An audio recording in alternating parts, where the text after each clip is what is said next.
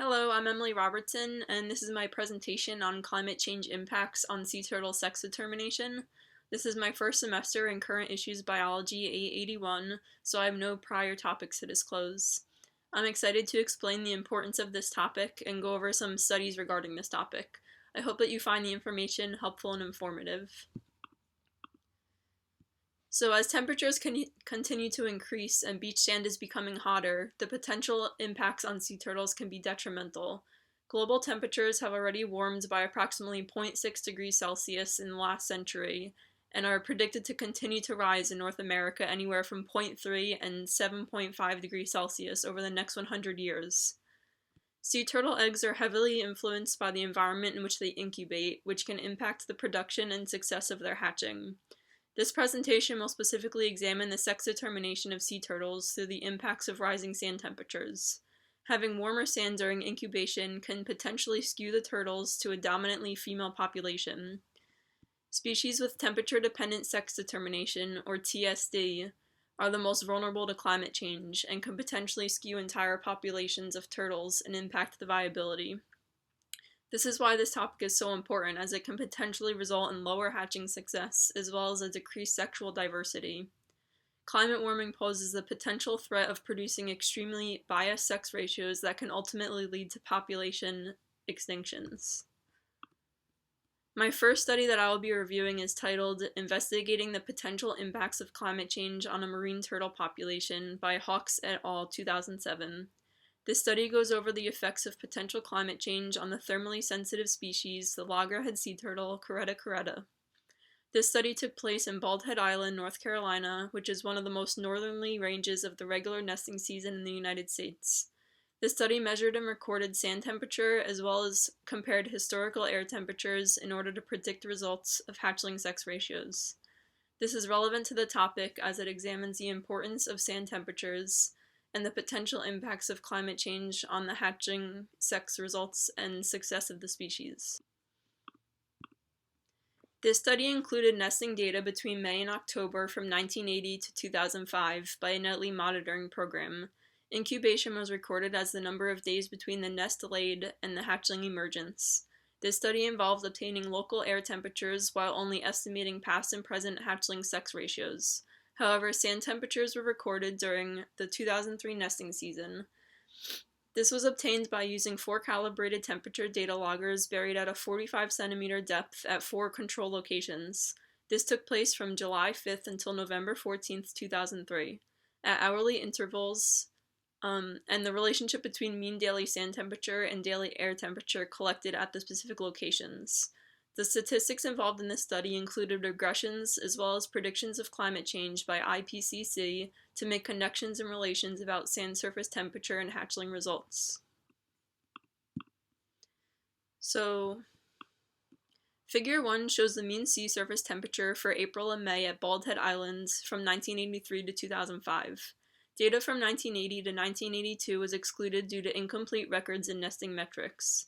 As the water temperatures get warmer, the nesting season begins earlier, which introduces another factor relating to impacts of climate change in sea turtles. Figure 2 compares ratios of resultant sex of hatchlings at present and under varying predictions of climate change. Figure 2A represents Bald Head Island, North Carolina, and 2B predicts Cape Canaveral, Florida from 1986 to 1990. Gray represents female, and white represents male hatchling.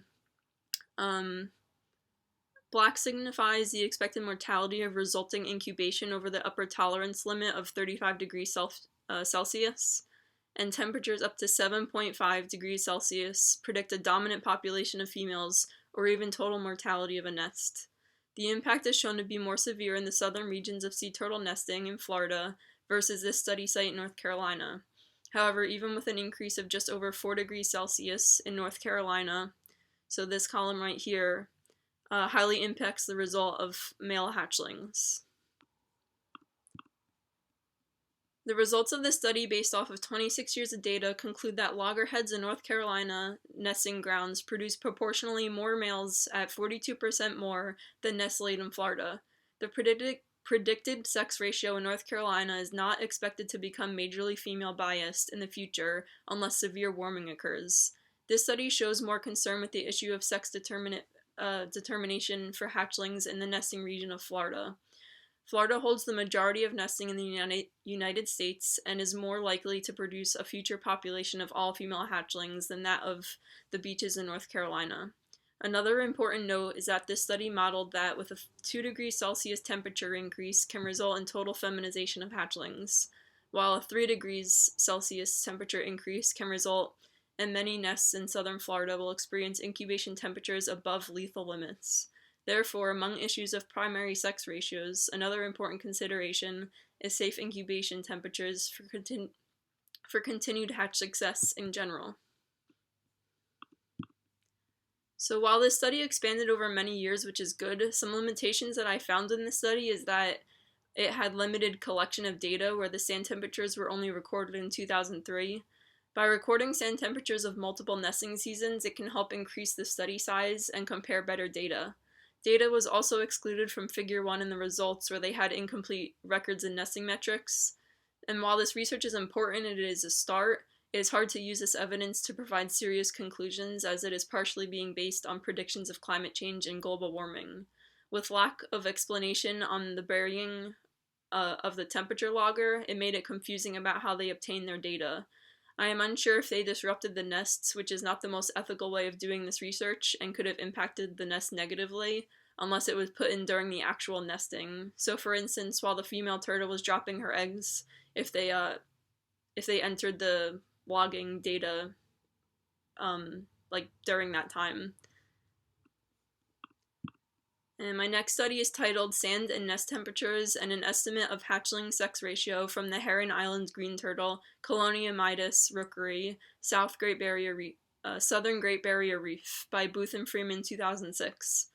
Similar to Study 1, this study also examined sand and nest temperatures. Specifically, the study involved the 2002 to 2003 nesting season of the green turtle and took place on Heron Island of the Great Barrier Reef. It is stated in this article that temperature impacts on embryo play a vital role in the evolution of sea turtle life history. It is also important to note that there must be variation in nesting temperature in order to maintain phenotypic diversity. Therefore, by documenting variation in sand and nest temperatures, scientists can start to gain an understanding of how incubation temperatures influence sea turtle populations. The methods of this study included obtaining sand temperatures that were recorded every 2 hours at 40, 70, and 100 centimeters below the surface. These specific measurements are the range of natural nest depths.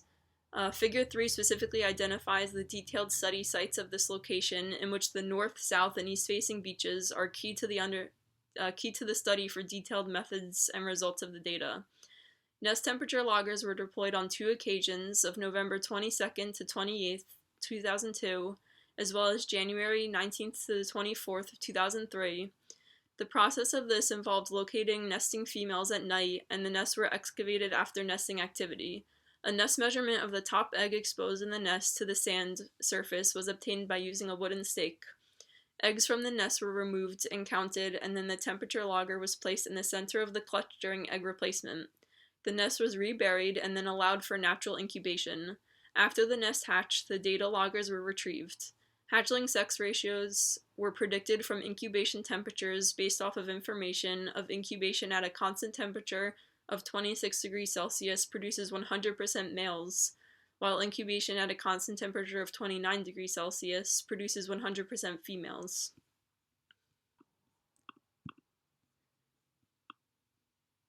In Figure 4 shows sand temperatures divided into 3 distinct phases, which include heating, middle, and cooling across the nesting season.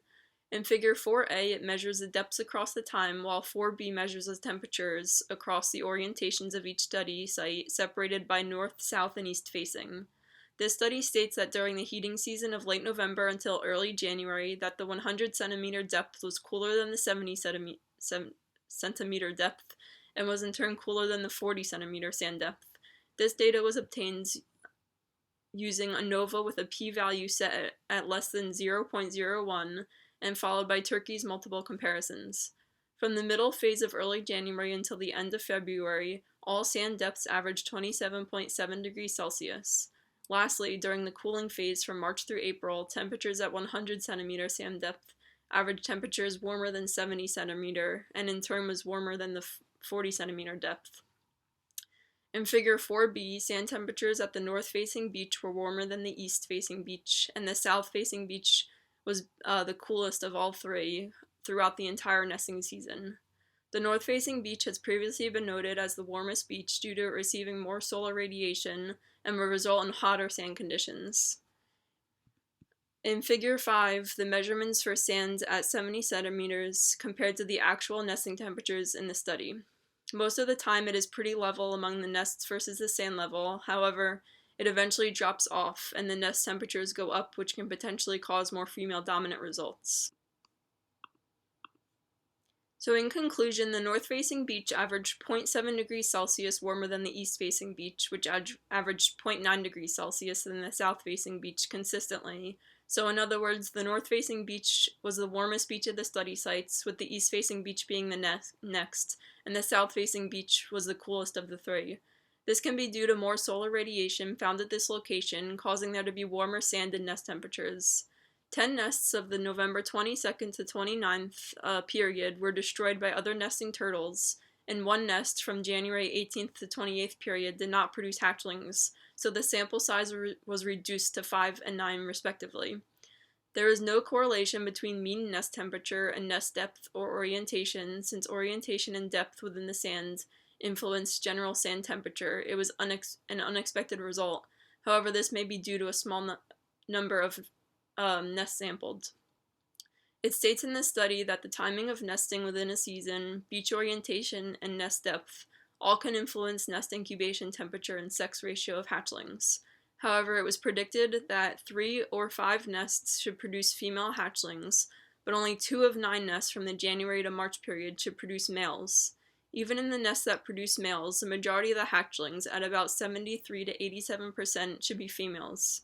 These results of an unexpected result of majorly female biased nests can be because of a warmer than average nesting season. Some limitations I thought of in this study was the ethics behind tampering with the nests that were just laid. It is hard to obtain accurate temperature data without messing with a freshly laid nest. However, these type of methods can produce ethic-based issues with the research. However, it is good that the nests were able to incubate naturally on the beach once the temperature loggers were placed. There can be room for error in this research if the technology breaks or stops working while it is in the nest. From my experience of dealing with sea turtles, I had to deal with a lot of depredations. Therefore, if these monitor nests were tampered with with a predator, it can also impact the results. Lastly, the final data was limited as there were monitored nests destroyed by turtles and one nest did not produce hatchlings. I think they should have done this study on a lot more nesting seasons and more data to provide with. Overall, both of these studies examined sand temperature in relation to hatchling sex ratios. They had different locations as well as different species of sea turtle, which helped diversify their results and situation. I appreciate the North Carolina study and how it warned of the risks that Florida has on the topic more seriously, being that the temperatures are so much more hotter than in the northern nesting ranges of North Carolina. In my opinion, the methods in these studies were slightly confusing and hard to follow. However, the research is hard to judge as it is just mainly using predictions about climate change, and there's not really a good indicator for verifying the sex of the hatchlings when they emerge from the nests. These are all estimates of results. So in conclusion, this research is vital for a better understanding of a potential decrease in diversification of a species that has been around for millions of years. This could potentially lead to an extinction of the species altogether. So I hope that you found this presentation informative, and please let me know if you have any questions. I look forward to hearing everyone else's presentations throughout the semester. And these are my references, as well as my photo references. Thank you guys.